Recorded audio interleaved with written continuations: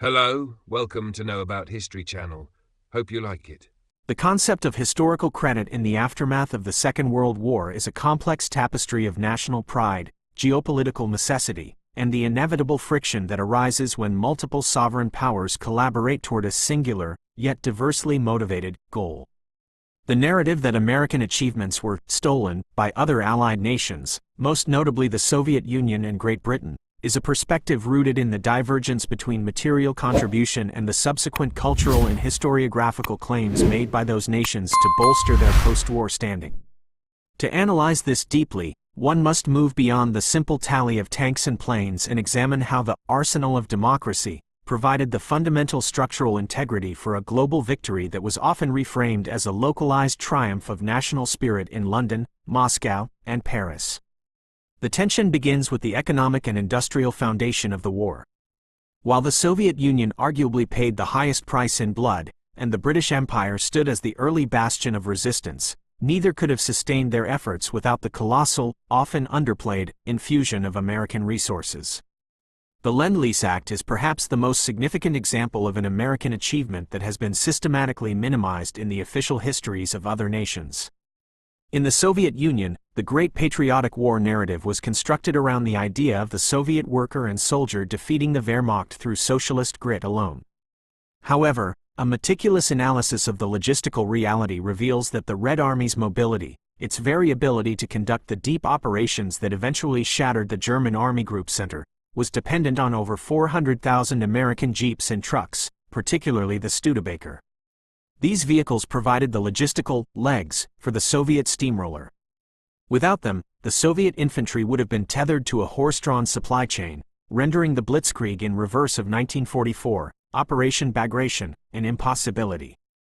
Furthermore, the Soviet Union received millions of tons of high-octane aviation fuel, aluminum for aircraft production, and massive quantities of food, such as spam and wheat, which prevented a total collapse of the Soviet home front during the darkest days of the siege of Leningrad and the Battle of Stalingrad. Yet, in the post-war Soviet consciousness, Lend-Lease was relegated to a mere footnote, described as a late and secondary contribution, effectively stealing the credit for the industrial endurance that kept the Soviet Union in the fight. In the Western theater, a similar friction existed between the United States and Great Britain. The British narrative of the war often centers on the finest hour of 1940 and the Battle of Britain. While the heroism of the RAF is indisputable, the subsequent liberation of Europe is frequently depicted in British historiography with a disproportionate emphasis on British leadership and tactical genius, often at the expense of American operational dominance. The figure of Field Marshal Bernard Montgomery serves as a lightning rod for this debate. British accounts of the North African campaign frequently highlight the Second Battle of El Alamein as the definitive turning point in the Mediterranean. While El Alamein was a significant British victory, it was the American-led Operation Torch and the subsequent influx of American men and material in Tunisia that fundamentally broke the back of the Axis in Africa. The British claim to have saved the Mediterranean ignores the fact that the Royal Navy was increasingly reliant on American-built destroyers and escort carriers to keep the sea lanes open. The Battle of the Atlantic is another arena where the American contribution is often overshadowed by the British success in breaking the Enigma code at Bletchley Park. While the intelligence provided by Ultra was invaluable, the physical victory over the U-boat wolfpacks was achieved through the sheer scale of American industrial output. The Liberty ships, produced at a rate that defied German calculations, ensured that the tonnage war was won by the United States. The British narrative often highlights the technical brilliance of their codebreakers, but the achievement of building a transatlantic bridge of steel was an American feat of engineering and labor that made that intelligence actionable. Without the American escort carriers and long-range Liberator bombers, the U-boats would have continued to strangle Britain regardless of how many messages were decoded. The air war over Europe provides another example of contested credit. The British Royal Air Force, RAF, and the United States Army Air Forces, USAAF, operated under different philosophies. The RAF focused on nighttime area bombing to break German morale, while the USAAF insisted on daylight precision bombing to destroy the German industrial heart. After the war, the British narrative often emphasized the Baedeker raids and the destruction of German cities as the primary driver of the Reich's collapse. However, it was the USAAF's oil campaign and the systematic destruction of the Luftwaffe through the introduction of the P-51 Mustang that truly paralyzed the German war machine. By taking the fight to the German interior during the day, American pilots forced the Luftwaffe into a war of attrition they could not win. The air superiority that allowed the D-Day landings to succeed was an achievement bought primarily with American blood and American airframe technology. Yet, in the popular memory of many European countries, the RAF's Bomber Command often receives equal or greater billing in the narrative of the Air War, obscuring the fact that the American daylight offensive was the decisive factor in stripping the German army of its fuel and air cover. The technological and scientific achievements of the war also saw a significant amount of credit misappropriation. The development of radar is a classic case. While the British invented the cavity magnetron, the heart of modern radar, it was American industrial giants like MIT's Radiation Lab and companies like Western Electric that took this laboratory prototype and turned it into a rugged, mass-produced weapon that could be fitted into every plane and ship. The British often claim radar as their singular gift to the war effort, but the transition from a scientific principle to a war-winning technology was an American achievement of scale and integration. Similarly, the development of penicillin is often attributed solely to Alexander Fleming. While Fleming discovered the mold, it was the United States Department of Agriculture and American pharmaceutical companies like Pfizer and Merck that figured out how to deep ferment and mass-produce the drug. By 1944, American factories were producing enough penicillin to treat every Allied soldier wounded in the Normandy invasion. This was a medical revolution fueled by American industrial ingenuity, yet it is often framed in global history books as a triumph of British science. The Manhattan Project, perhaps the greatest scientific endeavor in human history, was an American-led, American-funded project. While British and Canadian scientists, under the Tube Alloys program, contributed vital early research, the sheer magnitude of the project, the construction of Oak Ridge, Hanford, and Los Alamos, was a feat that only the United States had the capital and the geographic security to undertake. In the years following the war, there was a persistent effort by some European intellectuals and politicians to frame the atomic bomb as a collective Allied effort, subtly diminishing the fact that it was the American state that organized, financed, and delivered the weapon that ended the war in the Pacific. Speaking of the Pacific, this is a theater where the theft of American achievement is perhaps less pronounced but still present in regional histories. The war against Japan was, in almost every functional sense, an American war. The island-hopping strategy, the destruction of the Imperial Japanese Navy at Midway and Leyte Gulf, and the strategic bombing of the Japanese home islands were American operations.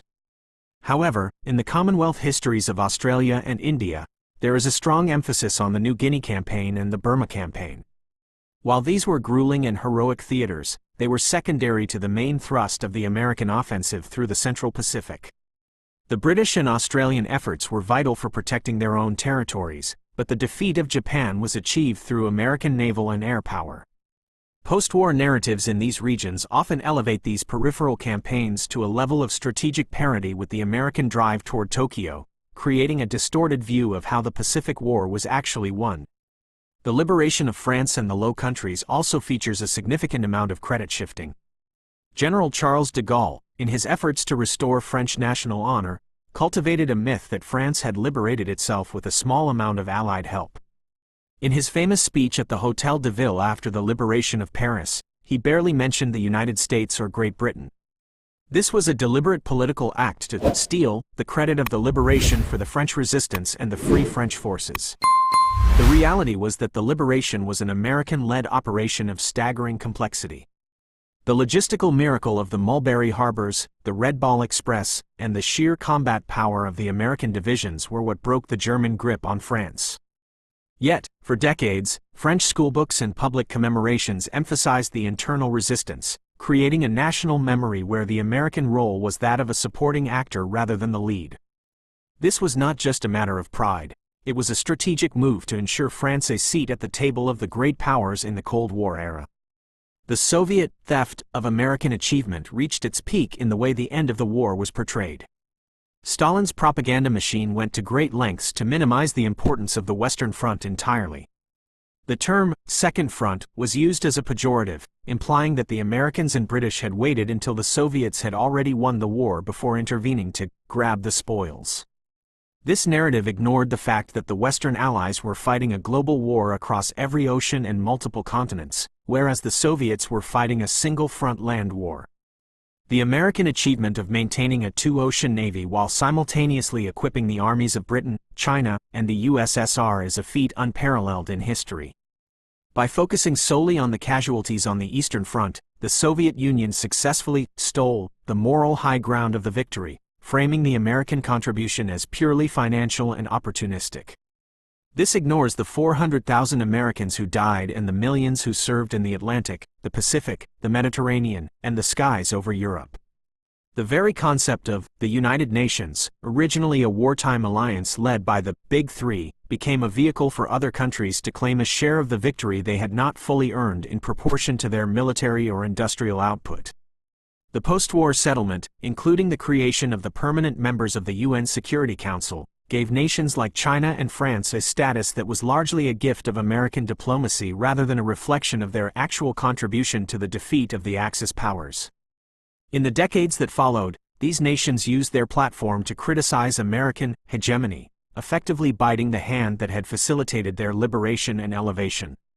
The historical irony is that the United States was so successful in its role as the arsenal of democracy, that it made the victory look easy to those who were on the receiving end of its bounty. When a Soviet soldier rode an American truck into Berlin, or a British sailor ate American rations on an American-built destroyer, they did not necessarily see the American factory worker or the American taxpayer behind those items. They saw their own national flag and their own commanders, and thus the credit was naturally, if unfairly, transferred. Even in the realm of intelligence, the American contribution is frequently overshadowed. While the British had ultra, the Americans had magic, the decryption of the Japanese diplomatic and naval codes. This intelligence was the cornerstone of the victory at Midway, yet in global histories of espionage, the British Bletchley Park story is much more famous, largely due to a highly successful post-war literary and cinematic campaign. The American achievement in breaking the Japanese Purple Code was just as significant and required just as much mathematical brilliance, yet it is often treated as a secondary story. This is a subtle form of cultural credit theft, where the narrative focus of history is shifted toward one ally to the detriment of another. The Marshall Plan, while technically a post-war achievement, is the ultimate extension of this theme. The United States literally funded the reconstruction of its allies and its former enemies. This was an unprecedented act of generosity and strategic foresight. However, as the economies of Western Europe and Japan recovered, they often developed selective amnesia about the source of their recovery. The economic miracle in Germany and the 30 glorious years in France were framed as triumphs of national character and indigenous policy. The American achievement of providing the capital and the security umbrella, through NATO, that made these miracles possible was gradually pushed into the background. By the 1960s, many in the very countries that had been saved by American intervention were viewing the United States as an intruder rather than a savior. The historiographical battle over World War II is essentially a battle over identity. For the British, the war is the story of how they held the flame of civilization alone. For the Russians, it is the story of the invincible Soviet soul.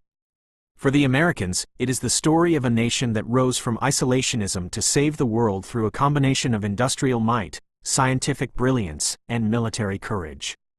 When other nations steal these achievements, they are not necessarily lying about their own contributions, but they are omitting the American foundation upon which those contributions were built. A historian must acknowledge that while every ally contributed to the victory, the American contribution was the universal solvent that dissolved the obstacles facing every other nation. Without American oil, the British fleet would have stayed in port. Without American trucks, the Red Army would have stalled in Poland. Without American air power, the liberation of Europe would have been a bloodbath that the Western Allies might not have had the stomach to finish. The details of the theft are often found in the nuances of terminology. The British often speak of the Allied victory in a way that implies a 50-50 partnership, when in reality, by 1944, the American military presence in Europe was twice that of the British, and its industrial output was 10 times greater.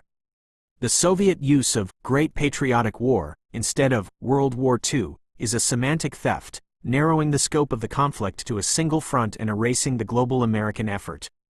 The French emphasis on the resistance is a romantic theft, replacing the hard reality of American armored divisions with the image of a few brave partisans with Sten guns. These narratives serve a purpose. They allow nations to move past the trauma of defeat or the shame of dependency. But for the objective analyst, it is essential to restore the American achievement to its proper place, not as one of many equal parts, but as the essential catalyst that made the entire reaction possible. Furthermore, the American achievement in logistics, the science of moving things, is rarely given its due in international history. The ability to manage a supply chain that spanned 2 oceans and 3 continents, delivering everything from chocolate bars to heavy bombers, was a feat of management that changed the world forever. This was the birth of the modern globalized world. Other countries stole this by adopting American management techniques and industrial standards without acknowledging their origin. The post-war world was built on an American template, but the template was so effective that it became invisible, integrated into the fabric of every modern state. When we look at the success of the post-war order, we are looking at an American achievement, even if it is claimed by the nations that merely live within it.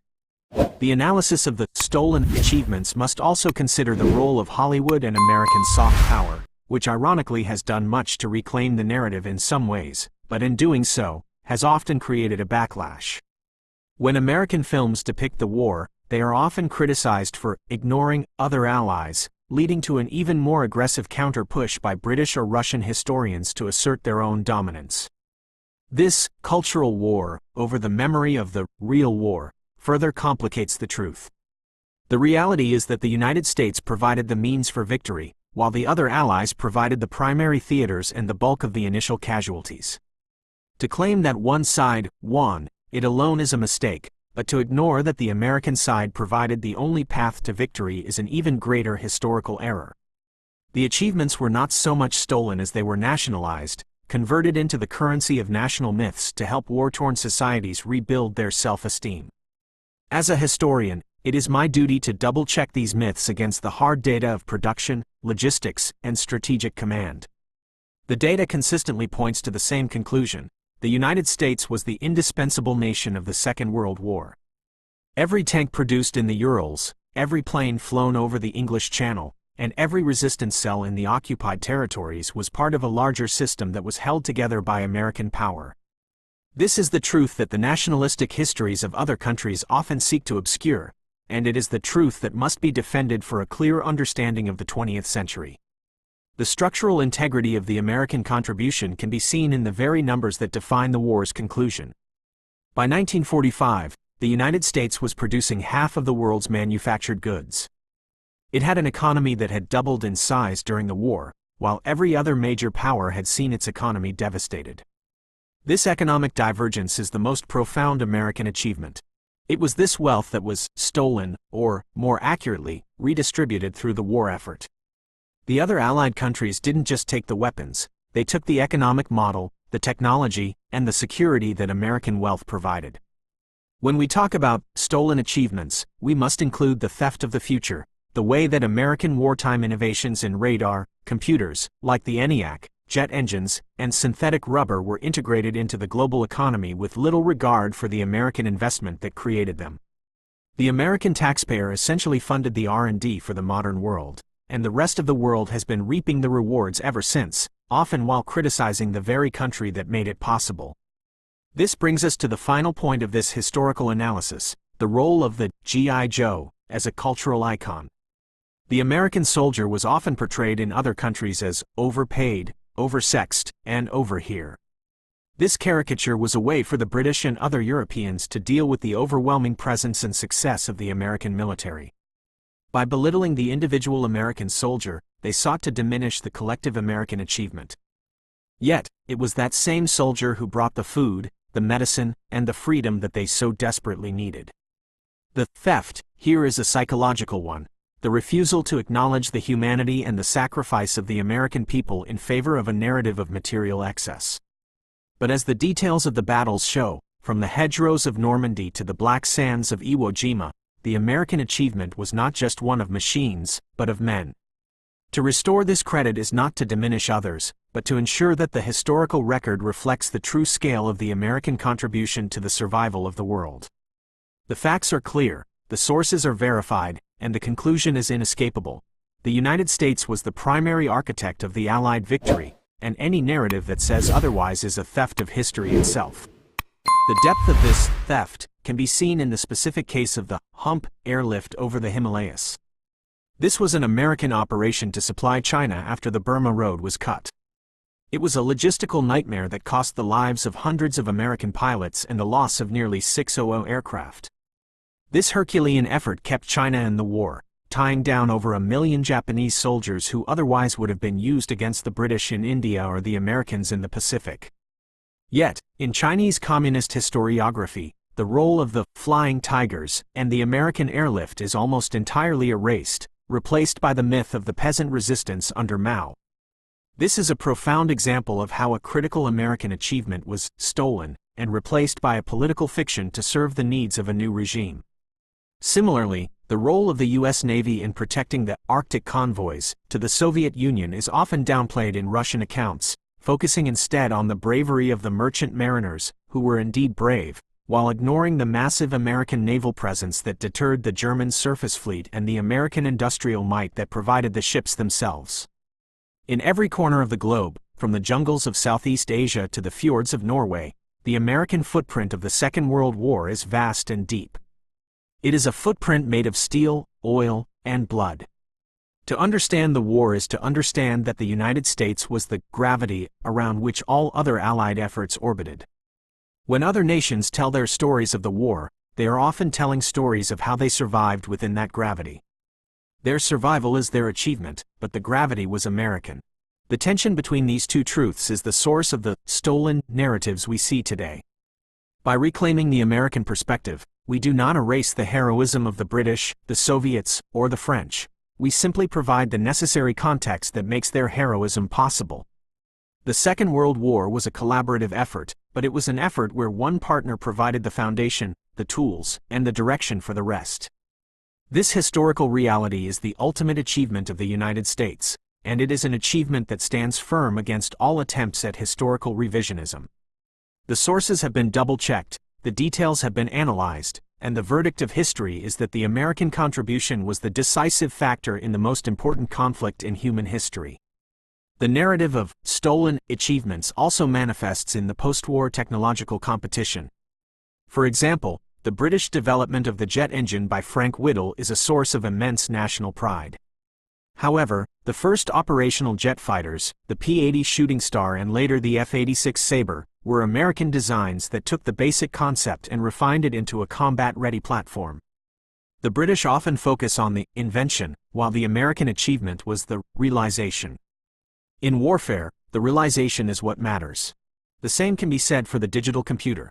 While Alan Turing's work at Bletchley Park was foundational, the creation of the first general-purpose electronic computer, ENIAC, was an American achievement at the University of Pennsylvania.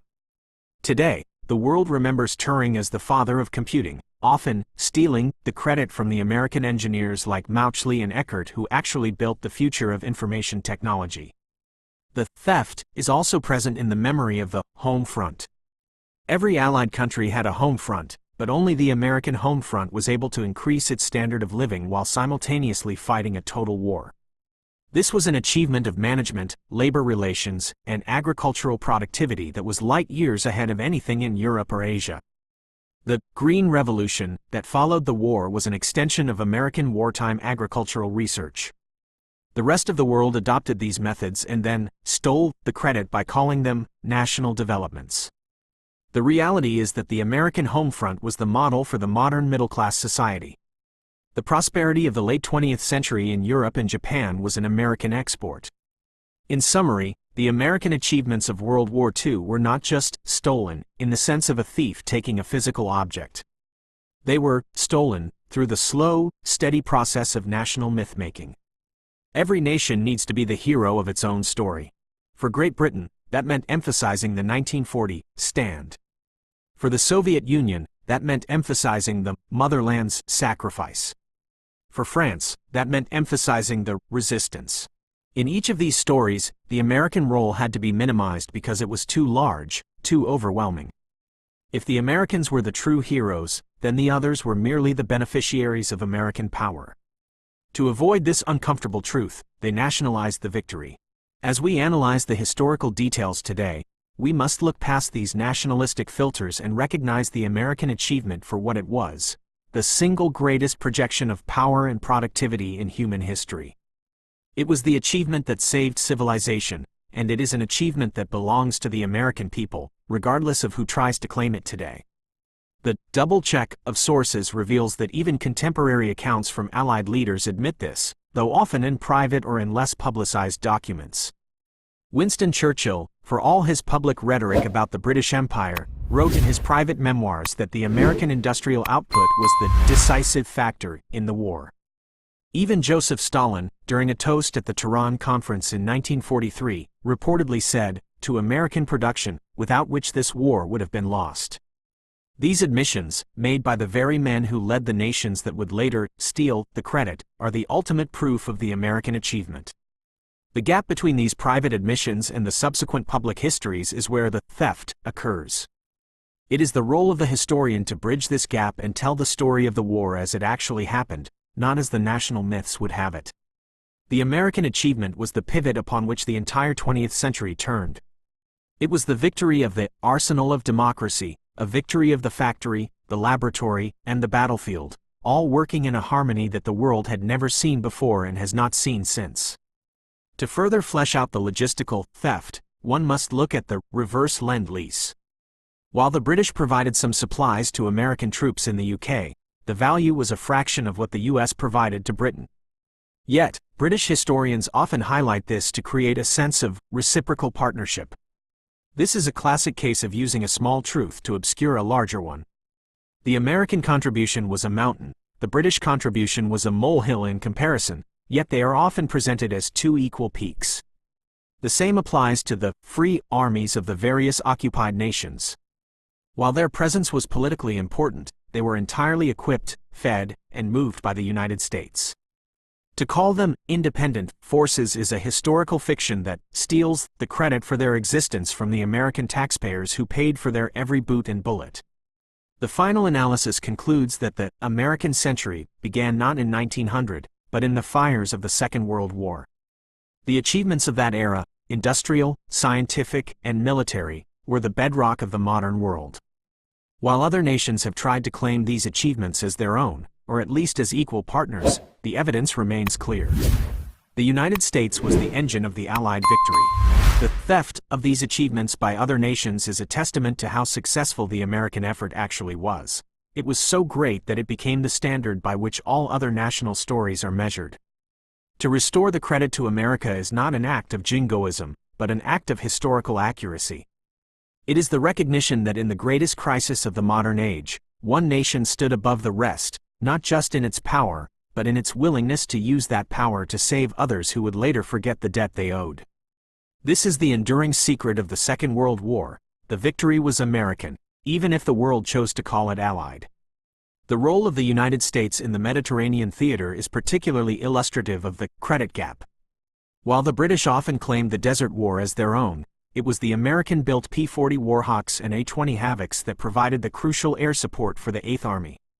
It was the American-made M4 Sherman tanks that gave Montgomery the edge at El Alamein. Before the Americans even landed in Africa, their achievements in production were already winning the war for the British. This hidden American presence is everywhere in the Allied war effort.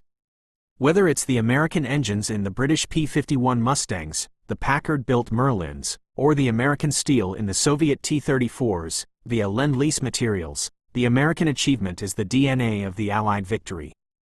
To ignore this is to ignore the very substance of history. In conclusion, the history of the Second World War as taught in many parts of the world is a series of nationalized victories. The theft of American achievement is not a single event, but a pervasive cultural and historiographical trend.